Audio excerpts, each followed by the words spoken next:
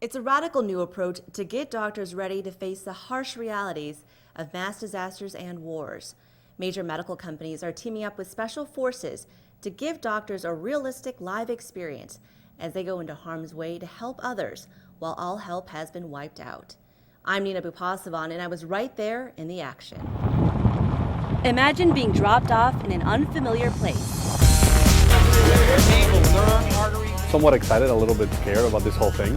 Who needs a saw? To begin a 3-day journey into the unknown.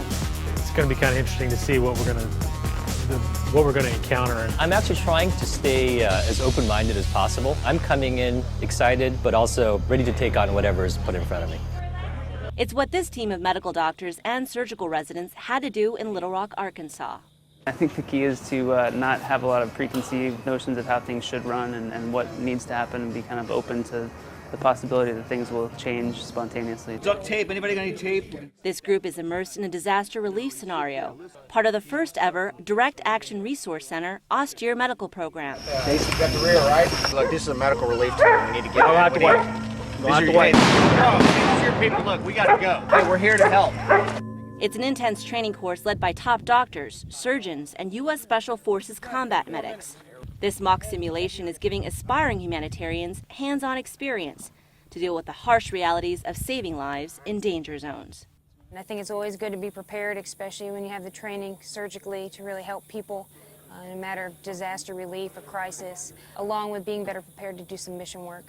Backed by a prominent group of sponsors, this is the very first survival medical course of its kind, deliberately designed to keep students on their feet.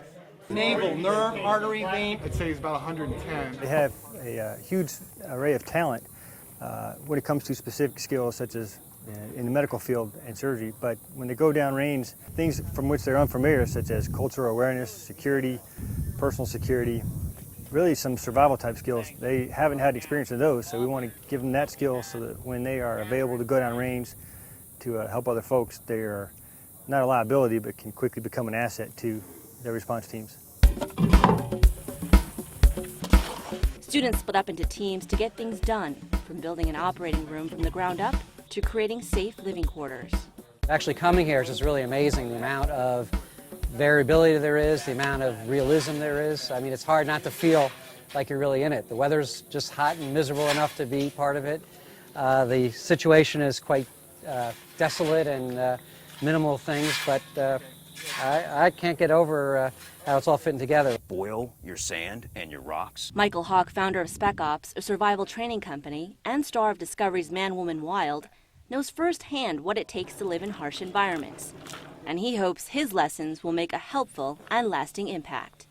To me, the importance of my participation in this program is because I've got a lot of time in war zones doing humanitarian and disaster relief, as well as working as a healthcare provider in these austere environments. And on top of that, my specialty is survival. So all those come together very nicely to get these people who are very smart people to think out of the box when they come from a very controlled world. So my job is to take the romance out and put the reality in and get them ready to do what they got to do. And while survival skills are vital to the course, saving lives is the heart of it. One of the key components for the austere medical program is live tissue training. As you can see, it's taking place right here in this makeshift triage unit, where students are getting hands-on experience learning how to treat patients with limited resources and personnel under very challenging conditions. 1, 2, 3. It's amazing. The speed that the patient comes in is amazing. Like, I don't think without going through this, you would never imagine, like the number of patients that come in and what kind of injuries they have. For 3 days and 3 nights, these students began a journey of a lifetime.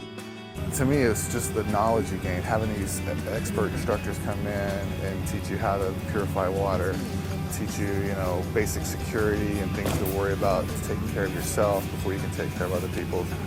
I think that's the thing I got most out of it. Each student paving their own unique path in hopes of leading them to where they want to be, in a world in desperate need of helping hands. It's a once-in-a-lifetime opportunity, and glad I did it. You come out as a better doctor because of it. I think it's a great facility here, and I think people are going to come away with a lot of experience and a lot of comfort if they have to do this again in a different setting. We've come together to put together this special program, which is, in my way of thinking, never been done, very unique, and the most realistic training that any doc can get before he gets ready to go into a war zone.